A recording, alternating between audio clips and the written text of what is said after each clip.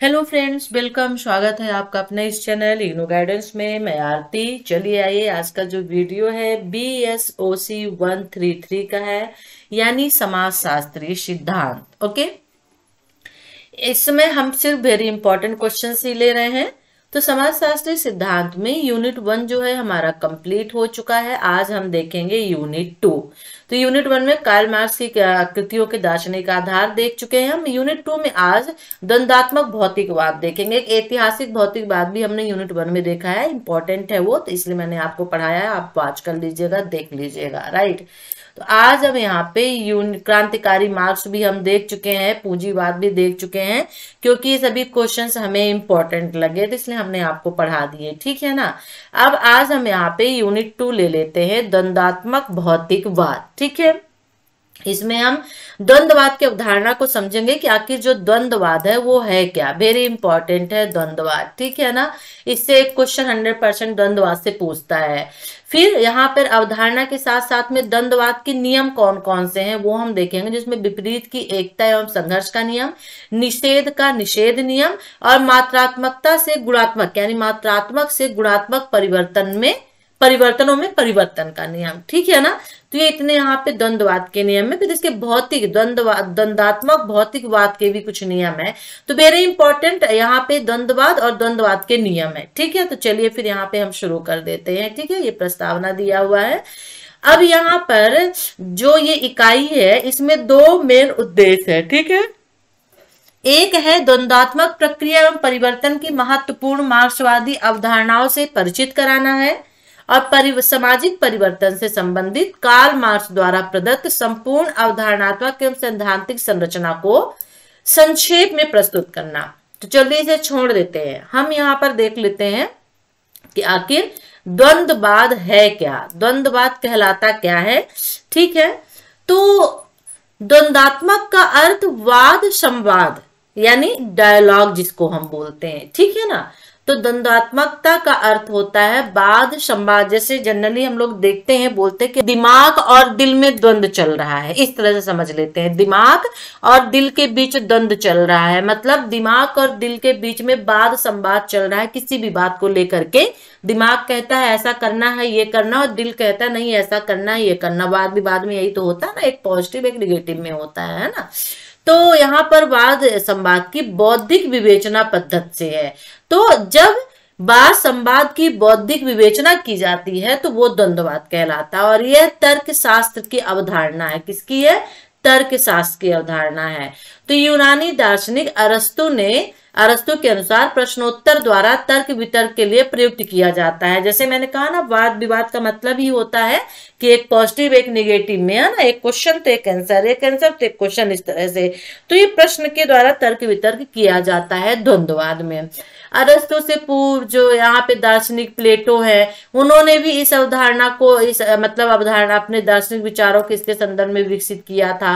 और प्लेटो से पूर्व एक और यूनानी दार्शनिक सुकरात थे, उन्होंने भी इस अवधारणा को सभी विज्ञानों की मूल धारणाओं के परीक्षण हेतु प्रयुक्त किया था। किसे? द्वंद्ववाद को प्रयुक्त किया था, ठीक है ना।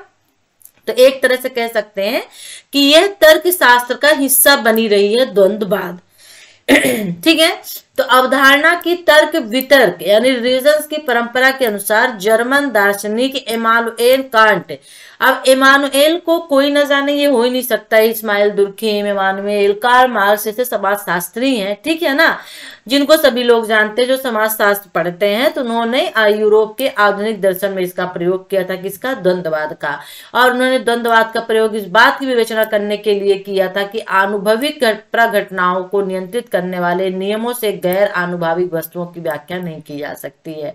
तो द्वंद्ववाद का मतलब यहाँ पे द्वंद्वात्मक का मतलब हो जाता है वाद संवाद की बौद्धिक विवेचना करना, और यह तर्क शास्त्र की अवधारणा है, यानी कि द्वंद्ववाद के माध्यम से प्रश्नोत्तर के द्वारा तर्क वितर्क, इसमें प्रश्नों के द्वारा तर्क वितर्क प्रयुक्त किए जाते हैं, ठीक है ना। ओके, तो द्वंद्ववाद का एक और भी अर्थ है और इसके अनुसार द्वंद्ववाद को एक प्रक्रिया समझा जाता है। तो इसका तात्पर्य है कि द्वंद्ववाद तर्क वितर्क की आरोही एवं अवरोही स्वरूपों की प्रक्रिया है। ठीक है ना। तो आप इसको भी इस तरह से भी डिफाइन कर सकते हैं, परिभाषा एक अर्थ दे सकते हैं कि जो द्वंद्ववाद है वह एक प्रोसेस है, प्रक्रिया है और जिसका मतलब होता है तर्क वितर्क। ठीक है ना। यानी वितर्क मतलब आरोही एवं अवरोही।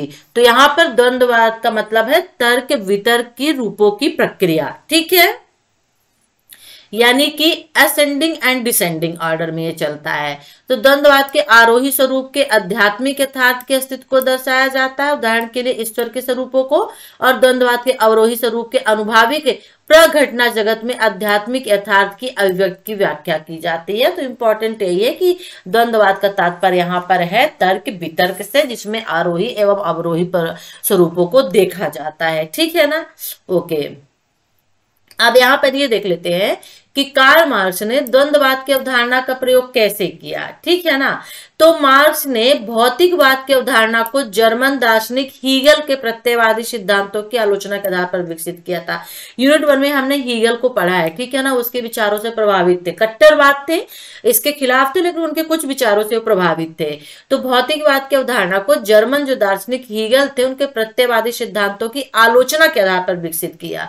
तो हीगल ने द्वंद्ववाद प्रक्रिया की अवधारणा के तर्क वितर्क एवं प्रक्रिया दोनों स्वरूपों को मिलाकर विकसित किया था। तो हीगल ने जो द्वंद्ववाद की प्रक्रिया होती है तर्क वितर्क, तो तर्क वितर्क एवं प्रक्रिया इन चीजों को मिला करके उसने क्या विकसित किया था, स्वरूपों को विकसित किया था द्वंद्ववाद की प्रक्रिया को। और मोटे तौर पर उसने द्वंद्ववाद को एक तार्किक प्रक्रिया के रूप में प्रयुक्त किया और सूक्ष्म स्तर पर उसने अपने इस प्रक्रिया को तार्किक प्रक्रियाओं की संचालन शक्ति का स्रोत माना था। मतलब कि हीगल मानता था कि ईश्वर के बारे में आत्मज्ञान मानवीय ज्ञान के माध्यम से होता है। तो हीगल की मान्यता थी, वो कहता था कि जो ईश्वर है, तो ईश्वर के बारे में जो भी आत्मज्ञान होता है, जो भी हमें मालूम होता है, वो मानवीय ज्ञान के माध्यम से ही पता चलता है। मानव का नॉलेज कितना है उसी के हिसाब से ईश्वर के बारे में हमें पता चलता है। ठीक है। तो दूसरे शब्दों में मानवीय विचारों की अवधारणाएं मानव अस्तित्व के वस्तुपरक स्वरूप के बराबर हो जाती है। ये थोड़ा सा समझने वाली बात होती है, इतना आसान नहीं होता है समाजशास्त्र और इन चीजों को समझ लेना। ठीक है ना। और इसी के साथ साथ तर्क मानव प्रकृति के सिद्धांत पर आधारित होते हैं। जो तर्क होते हैं वो मानव प्रकृति के सिद्धांत पर आधारित होते हैं। और हीगल ने यह भी प्रतिपादित किया था कि द्वंद्वात्मक प्रक्रिया अधिक सूक्ष्म स्तर पर विपरीत स्थितियों को एकता के संदर्भ में समझने के लिए की जाती है। ठीक है ना। ओके, तो हम यहाँ पर देखेंगे, हीगल को छोड़ते हैं, हमें तो यहाँ पर मार्क्सवाद का देखना है, मार्क्स का देखना है। तो द्वंद्ववाद के नियम देख लेते हैं जो वेरी इंपॉर्टेंट है। और ये जो क्वेश्चन है एग्जाम में 100% पूछा जाता है। द्वंद्ववाद से एक क्वेश्चन तो पूछा ही पूछा जाता है। ठीक है ना। चलिए अब देख लेते हैं। मार्क्स द्वारा विकसित द्वंद्वात्मक भौतिकवाद जो है वो हीगलवादी द्वंद्ववाद से बिल्कुल विपरीत है, उल्टा है। ठीक है। क्योंकि वो हीगल थे, मार्क्स ने हीगल की आलोचना की थी, एक तरह से आलोचक थे वो हीगल के। यह प्रत्येक वस्तु की व्याख्या पदार्थ के विरोधाभास के संदर्भ में करता। कोई वस्तु है, अगर उसकी व्याख्या करना, उसका वर्णन करना है तो उस पदार्थ के विरोधाभास के संदर्भ में, यानी उसके जस्ट अपोजिट में करता है। तो द्वंद्वात्मक भौतिकवाद प्रकृति एवं सामाजिक परिवर्तन के लिए अमूर्त नियम प्रदान करता है। अब ये मार्क्स कहते हैं कि हीगल ने कहा कि द्वंद्वात्मक जो है वो भौतिक एवं प्राकृतिक सामाजिक परिवर्तन के लिए मूर्त नियम प्रदान करता है। मार्क्स ने कहा कि द्वंद्वात्मक भौतिकवाद प्रकृति एवं सामाजिक परिवर्तन के लिए अमूर्त नियम प्रदान करता है। तत्व मीमांसा के ठीक विपरीत द्वंद्वात्मक भौतिकवाद की मान्यता है। तत्व मीमांसा के ठीक विपरीत, तत्व मीमांसा कहता है कि मूर्त नियम प्रदान करता है, और यहाँ पर जो द्वंद्वात्मक भौतिकवाद है वो कहता है अमूर्त नियम प्रदान करता है। और प्रकृति में वस्तुएं अंतर संबंधित एवं अंतर निर्भर होती है। ठीक है ना। प्रकृति में वस्तुएं एक दूसरे से संबंधित होती है, एक दूसरे के ऊपर डिपेंड होती हैं तथा एक दूसरे के द्वारा निर्धारित की जाती है। और ये बात बिल्कुल सच भी है। इसमें प्रकर्षित को एक एकीकृत समष्टि, यानी प्रकृति को, यहाँ प्रकृति होगा, प्रकृति को एक एकीकृत समष्टि यानी होल माना गया है, यानी कि जन्मदाता माना गया है। और द्वंद्वात्मक भौतिकवाद के अनुसार परिवर्तन का नियम ही यथार्थ का नियम है। यानी कि यथार्थ वही है, पृथ्वी में प्रकृति में परिवर्तन होते रहना, और संपूर्ण मानवीय जगत और अजैविकी जगत में निरंतर परिवर्तन होते रहते हैं। बिल्कुल सही है। तो वस्तुतः विश्व में कुछ भी शाश्वत रूप से स्थायी नहीं है, क्योंकि प्रत्येक वस्तु निरंतर परिवर्तन के दौर से गुजर रही है, और ये परिवर्तन क्रमिक ना होकर एकाएक यानी अचानक क्रांतिकारी रूप में होते हैं। और मार्क्स के सहयोगी एंजल्स ने द्वंद्वात्मक के 3 प्रमुख नियम दिए जो निम्नलिखित है। बहुत अच्छा यहाँ पे समझाया है मार्क्स ने द्वंद्ववाद के नियम को, तो आपके समझ में आ गया होगा। ठीक है, एक बार फिर से इसको देख लेते हैं, द्वंद्ववाद क्या है समझ में आ जाएगा। यहाँ पे मार्क्स ने कहा है कि हीगल के बिल्कुल विपरीत कहा है। उन्होंने कहा है कि प्रत्येक जो वस्तु होती है उसका वर्णन विरोधाभास के संदर्भ में किया जाता है। उन्होंने ये भी कहा कि जो द्वंद्वात्मक होता है, द्वंद्वात्मक भौतिकवाद, वो प्रकृति एवं सामाजिक में यानी प्रकृति में और समाज में जो परिवर्तन होते हैं उनके लिए अमूर्त नियम प्रदान करता है, और तत्व मीमांसा के बिल्कुल ठीक विपरीत होता है ये। और जो द्वंद्वात्मक भौतिकवाद है यानी जो कार्ल मार्क्स का द्वंद्वात्मक भौतिकवाद है, वह मानता भी है कि प्रकृति में वस्तुएं अंतर संबंधित और अंतर निर्भर होती हैं, यानी एक दूसरे से संबंधित और एक दूसरे के ऊपर डिपेंड होती हैं। ठीक है, और एक दूसरे के द्वारा ये निर्धारित की जाती हैं। तो प्रकृति को एक समष्टि माना गया है, एक होल माना गया है, संपूर्ण जन्मदाता माना गया है। और द्वंद्वात्मक भौतिकवाद के अनुसार परिवर्तन का नियम यथार्थ का नियम है। मतलब मानवीय जगत और जो अजैविकी जगत होते हैं, इनमें हमेशा कुछ ना कुछ परिवर्तन होते रहते हैं। विश्व में कुछ भी शाश्वत नहीं है, मतलब कुछ भी बिल्कुल एक जैसा नहीं है कि जो आया है वो हमेशा रहेगा, जो आएगा वो जाएगा। ठीक है ना, तो उसमें कुछ ना कुछ परिवर्तन होना ही है, और ये परिवर्तन क्रमिक ना होकर के बल्कि अचानक होते हैं। ठीक है, तो मार्क्स के जो सहयोगी एंजल्स हैं उन्होंने भी द्वंद्वात्मक के 3 प्रमुख नियम दिए हैं। चलिए अब देख लेते हैं। पहला नियम है विपरीत की एकता एवं संघर्ष का नियम। ठीक है, विपरीत की एकता एवं संघर्ष का नियम। अब हमने यहाँ पे ये देखा कि जो प्रत्येक वस्तु है वो क्या होती है, परिवर्तित होती है। ठीक है, प्रत्येक वस्तु परिवर्तित होती है, और हमने परिवर्तन की प्रकर्षित यानी प्रकृति एवं दिशा के बारे में भी जान लिया है। तो हमें अभी ये जानना बाकी है कि परिवर्तन के पीछे का कारण क्या है।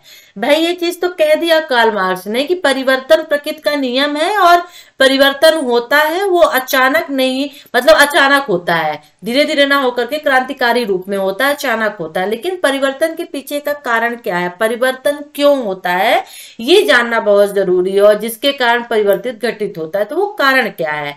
तो विपरीत की एकता एवं संघर्ष का नियम केंद्रीय पक्ष है, यानी यह नियम भौतिक जगत में विकास एवं शाश्वत परिवर्तन के वास्तविक कारणों अर्थात स्रोतों को जागर करता है। क्योंकि अगर जगत भौतिक जगत है तो नश्वर है, जो आया है वो जाएगा, तो जो भौतिक जगत है उसमें विकास तो हो ही रहा है, और साथ ही साथ में परिवर्तन भी हो रहा है। विकास जो होता है परिवर्तन का ही दूसरा रूप होता है।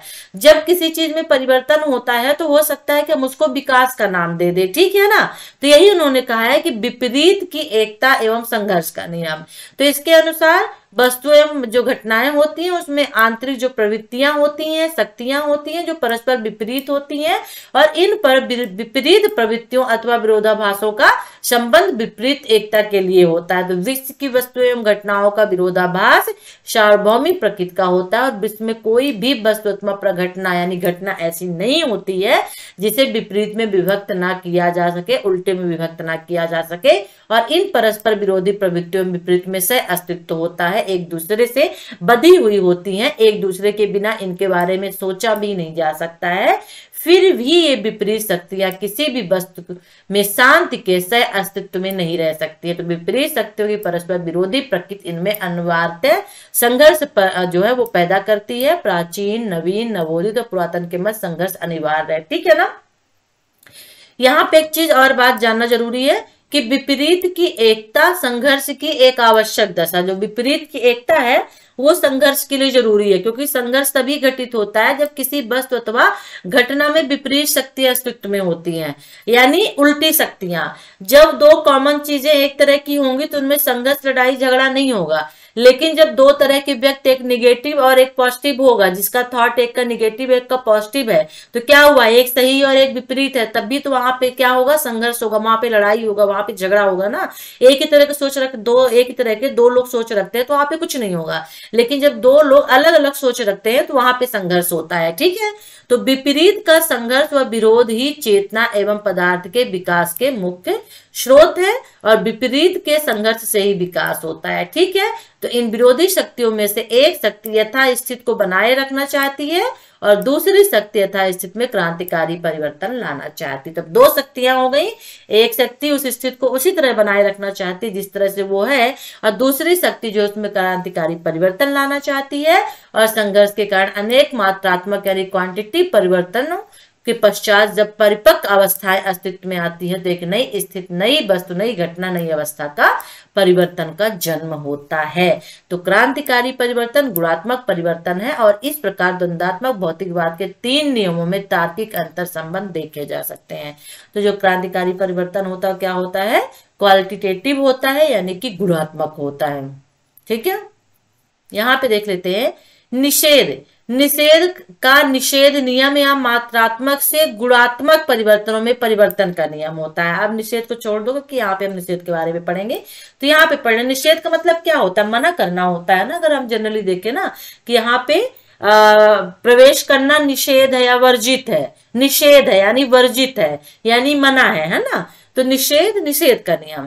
तो निषेध शब्द को दर्शन शास्त्र में सबसे पहले हीगल ने प्रयुक्त किया। उन्होंने इसका प्रत्ययवादी अर्थात आदर्शवादी अर्थ लिया, और हीगल की मानता थी कि निषेध की अवधारणा विचार तथा चिंतन में उपस्थित है।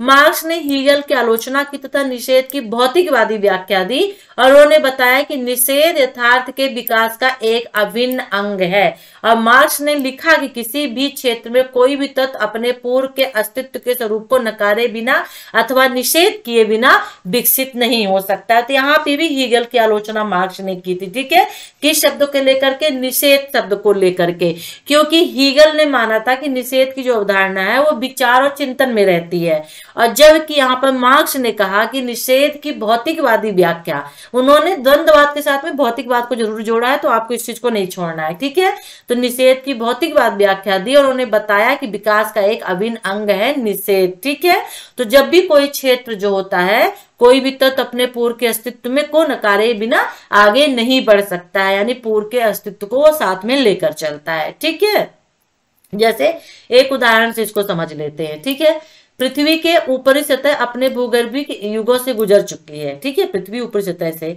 प्रत्येक नया युग पिछले युग के आधार पर अस्तित्व में आता है, और इस प्रकार पुराने युग के निषेध का प्रतिनिधित्व करता है। प्राणी जगत में भी प्राणियों की प्रत्येक नई किस्म अपने से पुरानी किस्म के आधार पर पैदा होती है और साथ ही साथ उसके निषेध का प्रतिनिधित्व करती है। जैसे मान लीजिए कोई खोज की जाती है, अब डायनासोर की खोज की जाए तो वो क्या है, वो पुराना ही तो है ना। भले आजकल डायनासोर नहीं है, लेकिन उसकी पुरानी प्रजाति, उसके पुराने जीवाश्म हमें मिलते हैं। तो क्या होता है, एक नई किस्म जो होती है वो पुराने किस्म के आधार पर पैदा होती है। ठीक है, मान लीजिए यहाँ पे मछली का उदाहरण ले लेते हैं, भेल मछली हो गई। पहले कितनी छोटी मछलियां होती थी, आज भी होती हैं, लेकिन उसका एक सबसे नई किस्म, नया उदाहरण क्या है, व्हेल मछली सबसे बड़ा है, सबसे बड़ी उदाहरण देखने को मिलती है। तो इस प्रकार समाज का इतिहास भी प्राचीन सामाजिक व्यवस्था के सामाजिक व्यवस्था के नई व्यवस्था द्वारा निषेध की एक श्रृंखला है। ठीक है, ओके। तो निषेध का मतलब यहाँ पे हो जाता है रोकना, मना करना, बाधा डालना। ठीक है ना, ओके। चलिए, तो यहाँ पे एक चीज और ध्यान रखिएगा कि निषेध किसी वस्तु अथवा घटना में बाहर से प्रविष्ट नहीं करता है, अपितु वह उस वस्तु घटना के आंतरिक विकास का ही परिणाम होता है। मतलब वह उस वस्तु में अंदर ही रहता है। ठीक है ना, ओके। इस चीज को याद रखिएगा निषेध के बारे में। ठीक है ना, ओके। और निषेध का अभिप्राय वस्तुओं और घटनाओं के आंतरिक विरोधाभास, स्व विकास, स्व परिवर्तन के माध्यम से पुरानी स्थिति को नई स्थिति में बदलना होता है। ठीक है, ओके। चलिए, जैसे मान लीजिए द्वंद्वात्मक प्रक्रिया परक निषेध एक ऐसे तथ्य से उभरता है जिसमें किसी भी वस्तु की निषेधता वस्तु का कुछ भाग लुप्त हो जाता है, कुछ भाग नई व्यवस्था का भाग बन जाता है और यद्यपि परिवर्तित स्वरूप में होता है, और इस नई व्यवस्था में कुछ विशुद्ध रूप से नया जुड़ जाता है, पुराना खो जाता है। वही क्या होता है? निषेध होता है। तो इस प्रकार निषेध की मार्क्सवादी व्याख्या का प्रमुख गुण है निरंतरता को मान्यता प्रदान करना। ठीक है ना, कंटिन्यूटी इसमें बनी रहती है। ओके, यानी कि नई अवस्था कभी भी पुरानी अवस्था को पूरी तरह से नहीं बदलती है। नई अवस्था कभी भी पुरानी अवस्था को पूरी तरह से नहीं बदलती है और यह पुरानी अवस्था में कुछ विशिष्ट तत्वों अथवा पक्षों को अपने में समेट लेती है और यह क्रिया इसमें आंतरिक रूप से घटित नहीं होती है। तो ये चलता रहता है। ठीक है, ओके। अब हम यहाँ पे देख लेते हैं तीसरा वो ले लेते हैं नियम, मात्रात्मक से गुणात्मक परिवर्तनों में परिवर्तन का नियम। मात्रात्मक से गुणात्मक में, ठीक है ना, ओके। प्रकृति में प्रत्येक वस्तु निरंतर गति और परिवर्तन की स्थिति में है, यानी कि प्रकृति में जो भी वस्तु है वो हमेशा गतिशील रहती है और बदलती रहती है। किसी भी नियम समय पर कुछ वस्तुएं अस्तित्व में आ रही हैं, कुछ वस्तुएं विकसित हो रही हैं तथा कुछ वस्तुएं क्षरित हो रही हैं, मतलब खत्म हो रही हैं अथवा उनका अस्तित्व समाप्त हो रहा है। और इसका तात्पर्य यह हुआ कि प्रत्येक वस्तु निरंतर परिवर्तनशील है। ठीक है ना, जैसे कि मार्क्स ने पहले भी बताया है कि मार्क्स की मान्यता थी कि यथार्थ का नियम परिवर्तन का नियम है। यथार्थ यानी जो है, जो सत्य है, और सत्य यही है कि वो परिवर्तन है, यानी बदलता है, परिवर्तन होता है। ठीक है ना। अब परिवर्तन की प्रकृति के बारे में प्रश्न उठता है कि परिवर्तन किस प्रकार का परिवर्तन है। ठीक है ना, तो प्रस्तुत नियम इस विशिष्ट समस्या का समाधान करता है और इस नियम के अनुसार, किस नियम के अनुसार? मात्रात्मक से गुणात्मक, ठीक है, मात्रात्मक से गुणात्मक परिवर्तन का, कि परिवर्तन की प्रक्रिया सरल अथवा क्रमिक नहीं होती, अपितु वे अनेक मात्रात्मक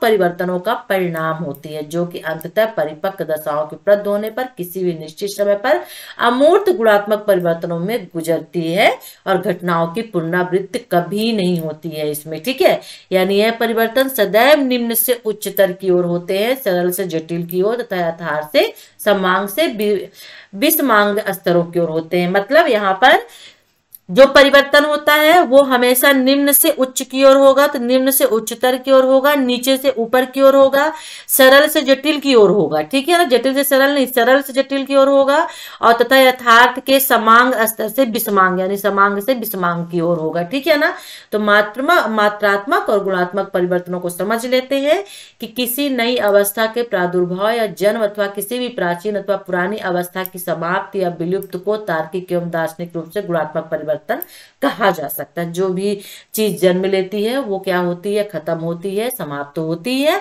तो उसको गुणात्मक परिवर्तन कहा जाता है तार्किक एवं दार्शनिक रूप में। ठीक है, और जबकि अन्य सभी परिवर्तन जिनमें किसी भी वस्तु के विभिन्न अंग अथवा पक्ष पुनर्व्यवस्थित हो जाते हैं या बढ़ जाते हैं अथवा घट जाते हैं, परंतु उस वस्तु की मूल पहचान नहीं बदलती है, तो उस स्थिति को मात्रात्मक परिवर्तन कहा जाता है। मतलब कोई ऐसा परिवर्तन जिसमें कोई भी चीज, कोई भी अंग बढ़ जाता है, घट जाता है, लेकिन उसकी मूल पहचान नहीं बदलती है, तो यह मात्रात्मक परिवर्तन कहा जाता है। इसको और अधिक सरल रूप में समझने के लिए हम कह सकते हैं कि गुणात्मक परिवर्तन के दो स्वरूप होते हैं। ठीक है, कोई वस्तु जिसका अस्तित्व नहीं था लेकिन अब वह अस्तित्व में आ गई है। ठीक है, फिर दूसरा, कोई वस्तु जो पहले अस्तित्व में थे लेकिन अब उसका अस्तित्व समाप्त हो गया। दो ही चीजें हो सकती हैं, हर एक चीज का अस्तित्व होता है लेकिन बाद में समाप्त हो जाता है। तो दो ही चीजें इसमें है गुणात्मक परिवर्तन में, कोई वस्तु जिसका पहले अस्तित्व यदि नहीं था तो अब अस्तित्व में आ गई है, या फिर पहले से अस्तित्व में थी तो अब उसका अस्तित्व नहीं है, समाप्त हो गया। बस दो ही चीजें इसमें हो सकती है। ठीक है, थी तो नहीं है, नहीं है तो है, नहीं है तो थी। ठीक है, तो दूसरी ओर मात्रात्मक परिवर्तन असीमित रूप से व्यापक होता है, जैसे छोटा बड़ा, कम अधिक, कभी कभी, तेज धीमा, गर्मा ठंड, भारी हल्का, बेहतर घटिया, समृद्ध निर्धन, दो दो के जोड़े बन गए। ठीक है ना, तो ये क्या हो गया? ये गुणात्मक और मात्रात्मक परिवर्तन होते हैं। ठीक है ना, छोटा है तो बड़ा है, कम है तो अधिक है, कभी कभी तेज है तो धीमा है, गर्म है तो ठंडा है, इस तरह से। तो वस्तु प्रकृति की प्रत्येक वस्तु में मात्रात्मक परिवर्तन निरंतर घटित होते रहते हैं और प्रत्येक प्रक्रिया की प्रकृति द्वारा निर्धारित सीमा तक पहुंच जाते हैं। ठीक है, ओके, राइट। और जो गुणात्मक परिवर्तन होता है उसी क्षण होता है जब शिशु इस विश्व में आगमन होता है, अर्थात उसका जन्म होता है। देखिए क्या हो गया, ये गुणात्मक परिवर्तन हो गया। चलिए थोड़ा इसको और देख लेते हैं, थोड़ा सा देख लेते हैं, ठीक है ना। ओके चलिए अब यहाँ पर देख लेते हैं। इस प्रकार जैसे मान लीजिए कि किसी व्यक्ति का जन्म हुआ, अब इस प्रकार व्यक्ति के आयु बढ़ने की प्रक्रिया एक क्षण के लिए भी नहीं रुकती है, वो बढ़ती रहती है, ठीक है ना। व्यक्ति प्रति क्षण उम्र बढ़ते रहते हैं, अर्थात लोग निरंतर मात्रात्मक परिवर्तन से गुजरते हैं। यानी क्या है, ये मात्रात्मक परिवर्तन है, उनकी मात्रा बढ़ती रहती है, एज बढ़ती रहती है, ठीक है ना। ओके, क्वांटिटी उनकी बढ़ती रहती है। और जब वे प्रकृति द्वारा निर्धारित सीमा पर पहुंच जाते हैं तो उनमें गुणात्मक परिवर्तन आता है, अर्थात मृत्यु हो जाती है। तो मृत्यु को उन्होंने गुणात्मक माना है। इसी के उदाहरण के तौर पर किसी शिशु के जन्म पर भी लागू किया जा सकता है कि गर्भाधारण के दिन से ही पूर्व गर्भकाल में शिशु मात्रात्मक परिवर्तन होते हैं। जब वो गर्भ में होता है, गर्भस्थ में होता है, तो मात्रात्मक परिवर्तन होते हैं, परंतु गुणात्मक परिवर्तन उसी क्षण होता है जब शिशु इस विश्व में आगमन होता है, अर्थात उसका जन्म होता है। ठीक है, तो दो अलग अलग तरीके यहाँ पे बताए गए हैं। तो अतः यहाँ पर मात्रात्मक परिवर्तनों से गुणात्मक परिवर्तनों में परिवर्तन के नियम अथवा गुणात्मक परिवर्तनों से मात्रात्मक परिवर्तनों के नियम, इस स्तर का अर्थ परिपक्वता, मापात्मकता और स्थिति प्राप्त करने का होता है। ठीक है, ओके। और जिसके कारण क्या है, गुणात्मक परिवर्तन होते हैं। अब मुझे नहीं लगता किससे बढ़िया कुछ एक्सप्लेन करने के लिए यहाँ पे मिलेगा। दो एग्जांपल दे दिए। व्यक्ति की एज बढ़ती है तो वो मात्रात्मक होता है, लेकिन जब वो अपनी पूरी एज प्राप्त कर लेता है, एक सीमा तक पहुंच जाता है, मतलब उसकी मृत्यु हो जाती है, तो गुणात्मक हो जाता है। एक शिशु जो गर्भस्थ में होता है तो वो मात्रात्मक परिवर्तन होता है, लेकिन जब वो जन्म लेता है तो तुरंत वो क्या हो जाता है, गुणात्मक परिवर्तन में बदल जाता है। ठीक है ना। तो द्वंद्ववाद भौतिकवाद के नियमों के नाम लिखे, 3 नियम है, अभी ऊपर देख के आए हैं। 2 पंक्तियों में मात्रात्मक परिवर्तन की परिभाषा दीजिए, अभी जस्ट ऊपर देख के आ रहे हैं। गुणात्मक परिवर्तन के 3 पंक्तियों में अभी ऊपर देख के ही आ रहे हैं। ठीक है ना। अब द्वंद्वात्मक भौतिकवाद के नियमों का प्रयोग कहाँ पे किया जाता है, तो मुझे नहीं लगता इसको ज्यादा करने की जरूरत है। आदिम साम्यवादी समाज में किया जाता है, दास प्रथावादी समाज में किया जाता है, सामंतवादी समाज में किया जाता है। ठीक है ना। ओके। दास प्रथा पहली अवस्था थी जिसमें मालिक वर्ग द्वारा दास वर्ग का शोषण तथा आधिपत्य का उत्पादन संबंधित थे। फिर यह अवस्था थी जहां से वर्ग असमानता और वर्ग संघर्ष का इतिहास शुरू हुआ, और वहीं पर क्या हुआ, सामंतवादी समाज जो है शुरू हो गया और अस्तित्व में आ गया। ठीक है, फिर पूंजीवादी समाज हो गया। तो यहाँ पर इन चीजों का प्रयोग किया जाता है, उनके नियमों का किया जाता है। ठीक है ना। ओके। पूंजीवादी उत्पादन प्रणाली का मुख्य विरोधाभास क्या है, उत्पादन प्रणाली का विरोधाभास क्या है, पूंजीवादी। तो यहाँ पे पूंजीवादी में देख लीजिए उत्पादन प्रणाली का विरोधाभास क्या है। पूंजीवादी उत्पादन प्रणाली का सर्वाधिक महत्वपूर्ण विरोधाभास उत्पादन के सामाजिक स्वरूप तथा स्वायत्तीकरण के निजी पूंजीवादी स्वरूप के निहित है। यानी पूंजीवादी समाज में उत्पादन का स्पष्ट सामाजिक स्वरूप होता है और विशालकाय फैक्ट्रियों में लाखों श्रमिक जो होते हैं एक साथ मिलकर काम करते हैं और सामाजिक उत्पादन में भाग लेते हैं, जबकि उत्पादन के साधनों के स्वामियों का एक छोटा सा समूह उसके श्रमिक लाभ हड़प लेते हैं। यानी कि एक फैक्ट्री जहां पे लाखों कारीगर वहां काम करते हैं, ठीक है, तो समाज के उत्पादन में भाग लेते हैं, लेकिन जब उससे लाभ मिलता है तो लाभ कौन हड़प लेता है, उस छोटे से समूह में स्वामियों का, जो उत्पादन के साधन पर स्वामियों का जिनका स्वामित्व होता है, वो छोटे सा समूह होता है 2-4 लोगों का, और वो लोग श्रमिक का पूरा लाभ जो होता है हड़प लेते हैं। तो यह पूंजीवाद का मूलभूत आर्थिक विरोधाभास है। ये विरोधाभास अथवा विपरीतों के संघर्ष आर्थिक संकट और बेरोजगारी को जन्म देते हैं और स्थित पूंजीवादी और सर्वहारा वर्गों के बीच जबरदस्त वर्ग संघर्ष का कारण बनते। तो वर्ग संघर्ष यही है पूंजीवाद और श्रमिकों के बीच का, अर्थात दूसरे शब्दों में मात्रात्मक परिवर्तनों का कारण बनती है, और ये श्रमिक वर्ग समाजवादी क्रांति लाएगा। ठीक है ना। तो उन्होंने मार्क्स ने कहा कि क्रांति पूंजीवादी उत्पादन के संबंधों को समाप्त कर देगी और एक नया गुणात्मक परिवर्तन लाएगी, अर्थात साम्यवादी सामाजिक आर्थिक संरचना स्थापित होगी। तो जो ये क्वेश्चन हमने देखा था इसीलिए मैंने इसको बताया। ठीक है ना। पूंजीवादी उत्पादन प्रणाली का मुख्य विरोधाभास क्या है, तो विरोधाभास यही है। ओके। तो इसमें हमने द्वंद्व को माना था, द्वंद्व वेरी इंपॉर्टेंट है, और ये यहाँ पे देखिए खत्म भी हो गया है आपका। सामाजिक परिवर्तन एवं क्रांति थोड़ा सा यहाँ पे दिया हुआ है। Okay right. देखिए यहाँ पे 3 क्वेश्चन वही दिए हैं, मात्रात्मक से गुणात्मक परिवर्तन में परिवर्तन का नियम, निषेध का नियम और विपरीत। ये वेरी इंपॉर्टेंट है, इसको जरूर देख लीजिएगा, मैं अभी से आपको बता दूं। ठीक है ना। ओके। चलिए फिर वीडियो को लाइक करिए, शेयर करिए, चैनल को सब्सक्राइब नहीं किया सब्सक्राइब कर लीजिए। ये क्वेश्चन भी इंपॉर्टेंट है, विरोधाभास वाला भी देख लीजिएगा। और साथ ही साथ में क्या करना है, कोई क्वेरी हो तो आप कमेंट्स कर सकते हैं, हमारे व्हाट्सएप और टेलीग्राम के ग्रुप से जुड़ सकते हैं, जिसका लिंक जो है वीडियो के डिस्क्रिप्शन बॉक्स पे दिया हुआ है, ठीक है ना। तो चलिए फिर, और वीडियो अच्छा लगे तो कमेंट जरूर कर दीजिएगा, ठीक है ना। आपके कमेंट्स और वीडियो को लाइक करिए, और साथ ही साथ में जितने व्यूज मिलेंगे या लोग देखेंगे, व्यूज मिलेंगे, उसी के अकॉर्डिंग हम नेक्स्ट वीडियो डालेंगे। तो हमारा जो यूनिट 3 होगा वो होगा वर्ग एवं वर्ग संघर्ष, जो वेरी इंपॉर्टेंट है, इससे भी एक क्वेश्चन पूछा जाता है। चलिए फिर, टेक केयर, बाय।